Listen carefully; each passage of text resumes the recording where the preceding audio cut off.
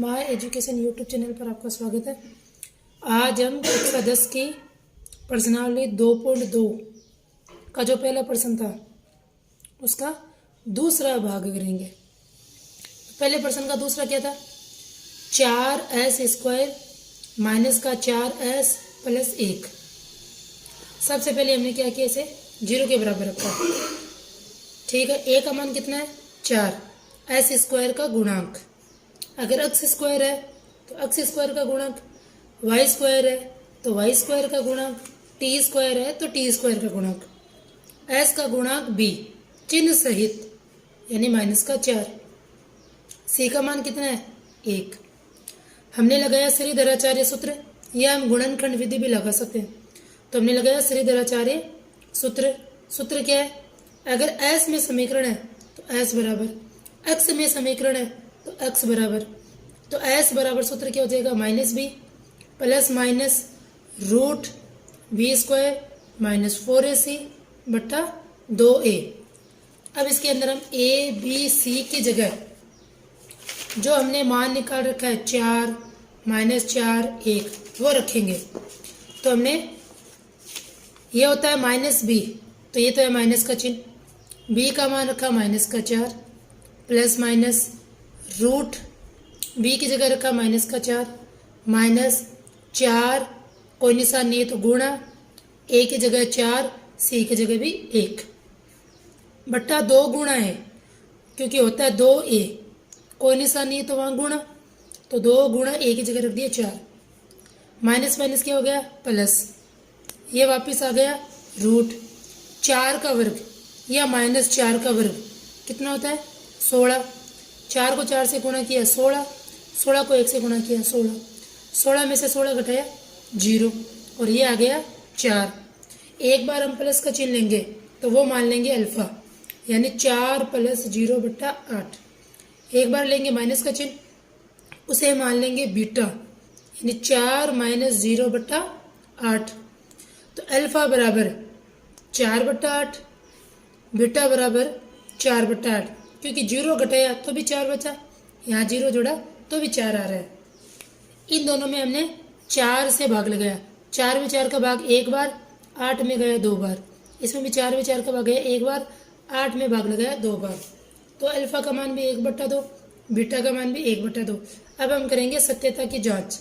तो पहला होता है मूलों का योग, यानी अल्फा प्लस बीटा, सूत्र होता है माइनस बी बट्टा ए।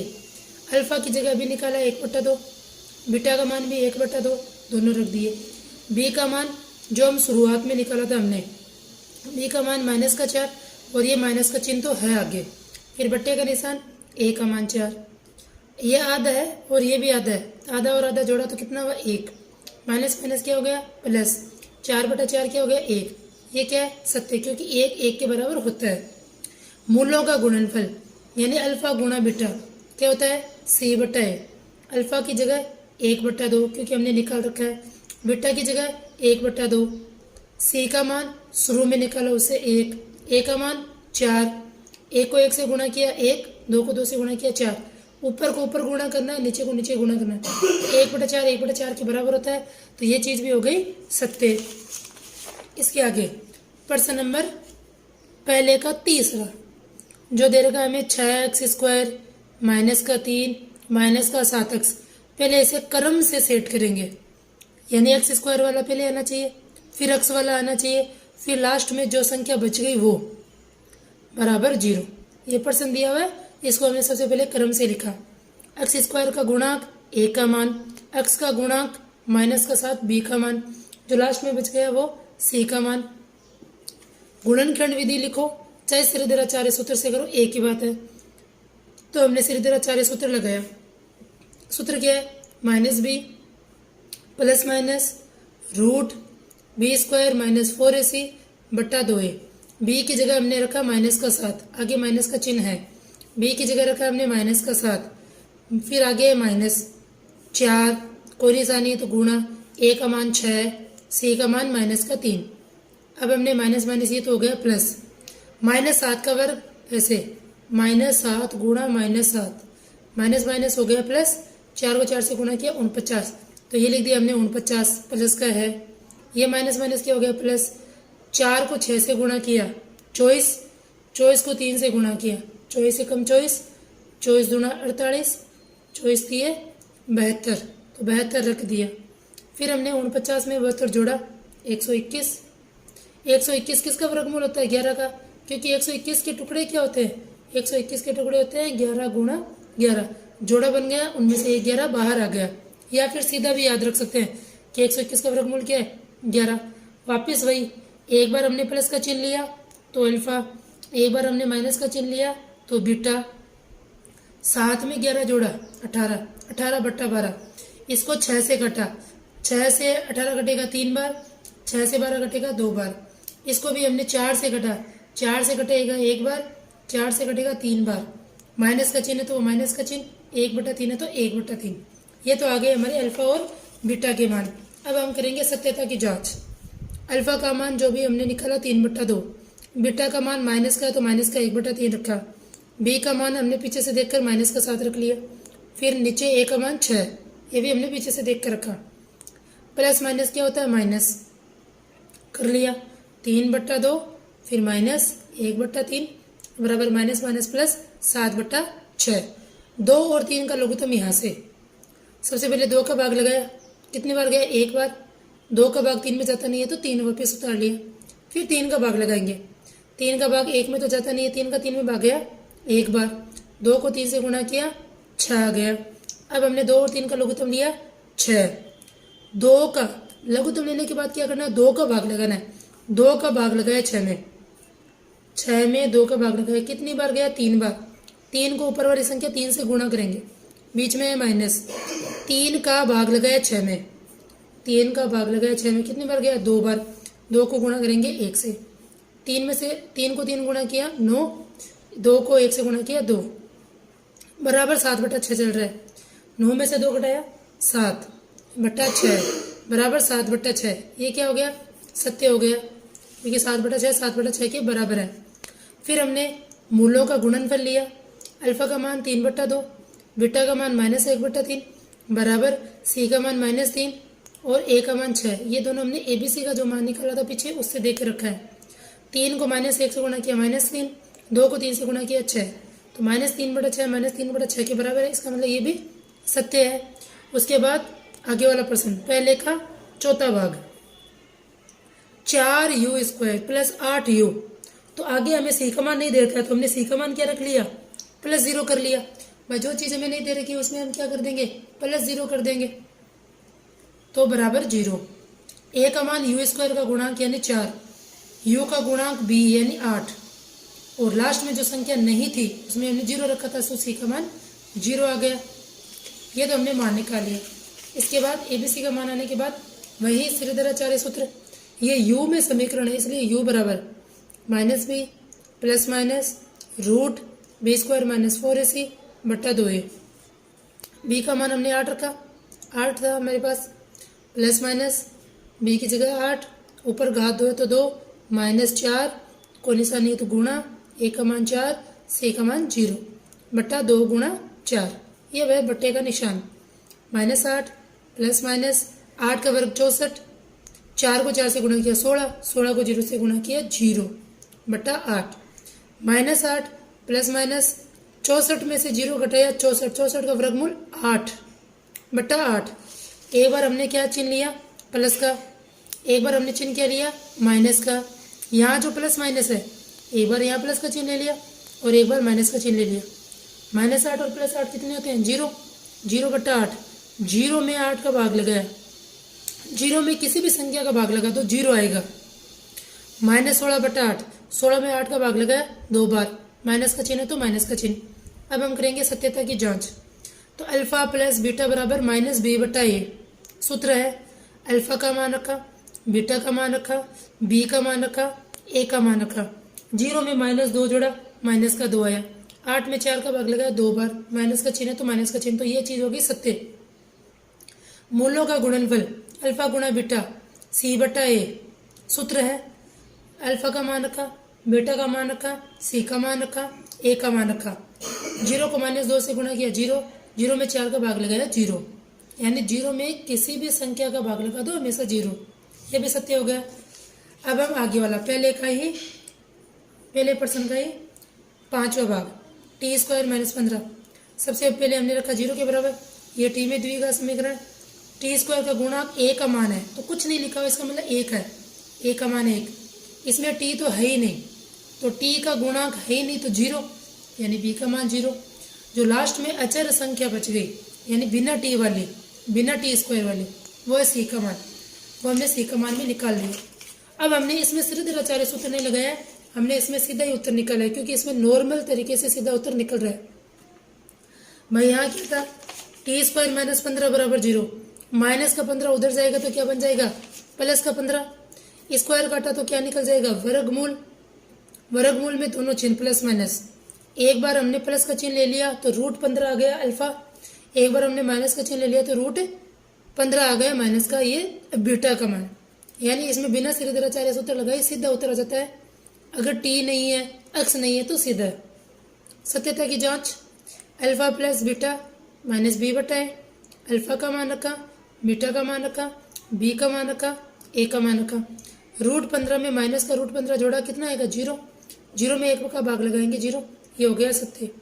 अल्फा गुणा बट्टा बीटा क्या होता है, सी बटा है, अल्फा का मान रखा, बीटा का मान रखा, सी का मान रखा, ए का मान रखा। रूट को रूट से गुणा करने पर रूट हट जाता है, तो ये तो है माइनस का चिन्ह। रूट 15 को रूट 15 से गुणा करेंगे 15, जैसे रूट 3 को रूट 3 से गुणा करेंगे 3 आ जाएगा, मतलब रूट से गुणा करने पर रूट हट जाता है 2 बार। माइनस 15 में 1 का भाग लगा है 15, क्योंकि 1 का भाग लगाने का मतलब कुछ भी नहीं है।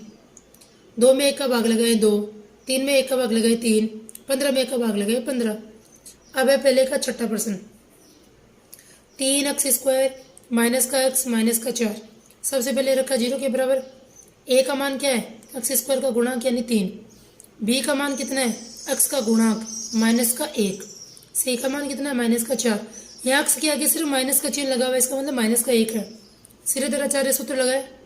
पिछले प्रश्न में तो नॉर्मल तरीके से हो रहा था, क्योंकि टी वगैरह था ही नहीं, इसमें तो सब कुछ है। श्रीधराचार्य सूत्र लगाए। श्रीधराचार्य सूत्र लगाने के बाद इसमें हम ए बी सी की जगह मान रखेंगे। ए की जगह मान रख दिया हमने, बी की जगह मान रख दिया, माइनस का चिन्ह तो आ गया है, बी का मान माइनस का 1, रूट बी का मान रख दिया, 4 गुणा ए का मान रख दिया, गुणा सी का मान रख दिया, बटा 2 गुणा ए का मान रख दिया। ये तो हो गया माइनस माइनस प्लस, माइनस 1 का वर्ग 1, ये हो गया माइनस माइनस प्लस, 4 को 3 से गुणा किया 12, 12 को 4 से गुणा किया 48, 48 में 1 जोड़ा 49, नीचे 6 चल रहा है, 2 को 3 से गुणा किया 6, 49 का वर्गमूल क्या होता है 7।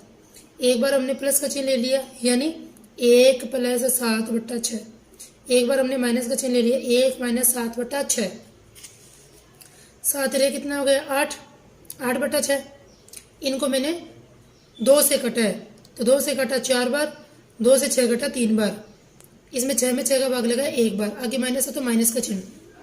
सत्यता की जांच, अल्फा प्लस बीटा बराबर माइनस बी बटा ए, सूत्र वही है। अल्फा का मान रखा, बीटा का मान रखा, बी का मान रखा, ए का मान रखा, प्लस माइनस क्या हो गया माइनस, और ये माइनस माइनस क्या हो गया प्लस। यहाँ 1 के नीचे कुछ नहीं है तो 1 लेंगे, 3 और 1 का लघुत्तम 3, 2 और 1 का लघुत्तम 2, 5 और 1 का लघुत्तम 5, 10 और 1 का लघुत्तम 10। यानी 1 अगर साथ में आ जाए तो लघुत्तम दूसरे वाली संख्या वही हो जाती है। जैसे 3 आए तो 3 हो गया, 3 का 3 में भाग लगाए 1 बार, 1 को 4 से गुणा कर देंगे, बीच में है माइनस का निशान, 1 का भाग लगाया 3 में, 1 का भाग लगाया 3 में 3 बार है, 3 को 1 से गुणा कर देंगे, बराबर 1 बटा 3 है, 4 माइनस 3 बटा 1 कितना बचा, 1 बटा 3 बचा, बराबर 1 बटा 3। ये क्या हो गया, सत्य हो गया। अल्फा गुणा बीटा बराबर सी बटा ए, दूसरे वाला सूत्र है। अल्फा का मान रखा, बीटा का मान रखा, सी का मान रखा, ए का मान रखा, 4 को माइनस 1 से गुणा किया माइनस 4, नीचे है 3, यह है माइनस 4 बटा 3, ये भी क्या हो गया, सत्य हो गया। इसका मतलब पहला प्रश्न हमारे हो चुका है कंप्लीट, प्रश्नावली 2.2 का। अब हम प्रश्नावली 2.2 का दूसरा प्रश्न पढ़ेंगे। एकदम सरल प्रश्न है लेकिन ध्यान से करना है। जैसे पहले प्रश्न में हमें क्या दिया हुआ था कि निम्नलिखित बहुपदों के शून्य के ज्ञात कीजिए, तो हमने समीकरण को 0 के बराबर रखा, एबीसी का मान निकाला, श्रीधराचार्य सूत्र लिखा, अल्फा और बीटा निकाला और संबंध की सत्यता की जांच की। इसमें क्या है, प्रश्न नंबर 2, तो इसमें क्या दे रखा है, एक द्विघात बहुपद ज्ञात कीजिए जिसके शून्यकों का योग तथा गुणनफल क्रमशः है। यानी द्विघात बहुपद ज्ञात करना है। शून्यकों का योग का मतलब मूलों का योग और मूलों का गुणनफल। तो मूलों का योग क्या दे रखा है, अल्फा प्लस बीटा दे रखा है 1/4, क्योंकि दिया हुआ ना क्रमशः। क्रमशः का मतलब पहले वाला तो है योग, दूसरे वाला है गुणनफल। तो अल्फा प्लस बीटा का सूत्र क्या होता है, -b/a होता है। ये तो हमने पढ़ा है। मान क्या दे रखा है, 1/4। मूलों का गुणनफल का सूत्र क्या होता है, c/a। मान क्या दे रखा है, -1। अब देखो यहाँ से इस 1 के नीचे कुछ नहीं था तो मैंने 1 लगा दिया। यहाँ से 1 का मान कितना आ रहा है, 4, और यहाँ से 1 का मान कितना आ रहा है, 1 आ रहा है। यहाँ 1 का मान 4 आ रहा है, यहाँ 1 का मान 1 आ रहा है। तो ये संख्या छोटी पड़ रही है, मान हमेशा सेम आना चाहिए। यहाँ से भी 1 का मान 4 है तो यहाँ से भी 1 का मान 4 ही आना चाहिए। तो इस संख्या को हम क्या कर देंगे, 4 से ऊपर नीचे गुणा कर देंगे। तो -1 को 4 से गुणा किया 4, 1 को 4 से गुणा किया 4। अब दोनों तरफ क्या करेंगे, तुलना करेंगे। देखो 1 का मान यहाँ भी 4 है और 1 का मान यहाँ भी 4 है, तो 1 का मान हो गया 4। सी का मान कितना है, ऊपर -4, ये -4 लिख दिया। बी का मान दिख रहा है 1 है, लेकिन हमें चिन्ह उल्टा करके लिखना है। +1 दिख रहा है तो -1 लिखना है, तो बी का मान आ गया। अब द्विघात बहुपद ज्ञात करेंगे। द्विघात बहुपद क्या होता है, ax² + bx + c होता है। a का मान रखा, b का मान रखा और c का मान रखा। ध्यान रखना है, पहले अल्फा प्लस बीटा का सूत्र लगाना है और जो दिया हुआ प्रश्न में वो रखना है। फिर अल्फा गुणा बीटा का सूत्र लगाना है, जो प्रश्न में दिया हुआ है वो रखना है। फिर उसके बाद में हमें देखना है कि a का मान यहाँ 4 आ रहा है, a का मान यहाँ 1 आ रहा है, तो कम पड़ रहा है, उसमें ऊपर नीचे उस संख्या से गुणा कर देना है। यहाँ अगर 2 होता है तो 2 से गुणा कर देते हैं, यहाँ 4 है तो 4 से गुणा कर देंगे। फिर ABC का मान निकालेंगे और इसमें रख देंगे। अब जैसे आगे वाला है √2 और 1/3। पहले वाला है अल्फा प्लस बीटा, सूत्र क्या होता है, -b/a। मान क्या दे रखा है, हमें √2 दे रखा है तो हमने √2 लिखा। √2 के नीचे कुछ नहीं है तो हमने 1 लगा दिया। अल्फा गुणा बीटा का मान क्या दे रखा है, c/a। c/a का मान कितना दे रखा है, 1/3 दे रखा है। अब यहाँ देखो a का मान 1, यहाँ a का मान 3, तो यहाँ ज्यादा आ रहा है, यहाँ कम आ रहा है, तो इसको 3 से गुणा कर देंगे। मतलब जिसमें भी कम आ रहा है उसको गुणा कर देंगे। तो √2 को 3 से गुणा किया, 3√2। √2 कभी भी 3 से गुणा नहीं होगा, बिना रूट वाली संख्या से गुणा नहीं होती। 1 को 3 से गुणा किया 3, पहले इतना ही रखा। मान हमें √2 दे रखा है, इसके नीचे हमने 1 लगा दिया, कुछ भी नहीं था। तो अल्फा गुणा बीटा का मान 1/3 दे रखा है। यहाँ से a का मान 3 आ रहा है, यहाँ से a का मान 1 ही आ रहा है, इसलिए हमने 3 से गुणा किया है। पिछले प्रश्न में हमने 4 से गुणा किया था क्योंकि यहाँ 4 था। तो अब देखेंगे हम, यहाँ भी a का मान नीचे कितना आ रहा है, 3 लिख लिया। यहाँ भी a का मान नीचे कितना आ रहा है, 3 लिख लिया। c का मान ऊपर कितना आ रहा है, 1 लिख लिया। b का मान कितना आ रहा है, ऊपर 3√2 आ रहा है, लेकिन हमें चिन्ह चेंज करके लिखना है, यानी हमें -3√2 लिखना है। सूत्र हमने लगा दिया ax² bx + c। a का मान रख दिया, b का मान हमने क्या रख दिया, -3√2x रख दिया और c का मान 1 रख दिया। इस प्रकार से हमें प्रश्न करना है, एकदम सरल प्रश्न है। दूसरे का ही तीसरा देखो, 0 और √5 दे रखा है। तो अल्फा प्लस बीटा का सूत्र लगाया, बराबर में 0 रखा, नीचे कुछ भी नहीं है तो 1 लगाना है।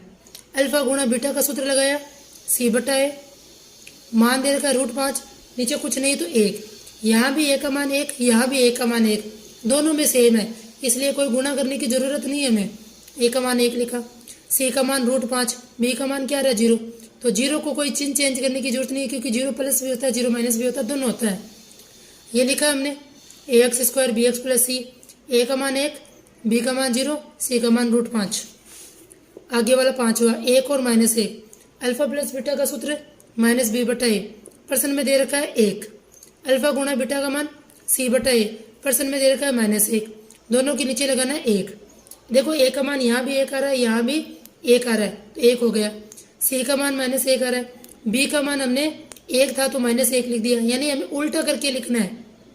सूत्र लगाया, abc का मान रख दिया, ये उत्तर आ गया। फिर है -1/4 और 1/4। तो अल्फा प्लस बीटा का मान कितना है, -b/a, प्रश्न में दे रखा है -1/4। अल्फा गुणा बीटा का मान क्या है, c/a। प्रश्न में दे रखा है 1/4। अब देखो यहाँ भी a का मान नीचे 4, यहाँ भी a का मान 4, तो a का मान 4 आ गया।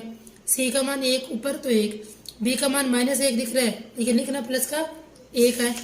उसके बाद हमने द्विघात बहुपद बना लिया। द्विघात बहुपद क्या है, ax² bx प्लस c है, abc का मान रख दिया। अब ये लास्ट है प्रश्न है 4 और 1, अल्फा प्लस बीटा का सूत्र वही -b/a। प्रश्न दे रखा है 4, अल्फा गुणा बीटा का सूत्र c/a। प्रश्न में दे रखा है 1, नीचे कुछ नहीं है तो 1 लगाया। a का मान कितना हुआ 1, दोनों में 1 है। c का मान कितना आ रहा है 1, b का मान 4 दिख रहा है तो -4। सूत्र लगाया, सूत्र में a b c का मान रखा। यानी हमने कुल मिलाकर पूरी प्रश्नावली में क्या देखा, पहले प्रश्न में शून्य की ज्ञात करने थे, सत्यता की जांच करनी थी, उसमें श्रीधराचार्य सूत्र लगाया और सत्यता की जांच की। दूसरे प्रश्न में हमें द्विघात बहुपद ज्ञात करना था, हमें मूलों का योग यानी अल्फा प्लस बीटा दे रखा था, मूलों का गुणनफल यानी अल्फा गुणा बीटा दे रखा था, तो उसे हमने एबीसी का मान निकालकर द्विघात बहुपद बनाया। धन्यवाद।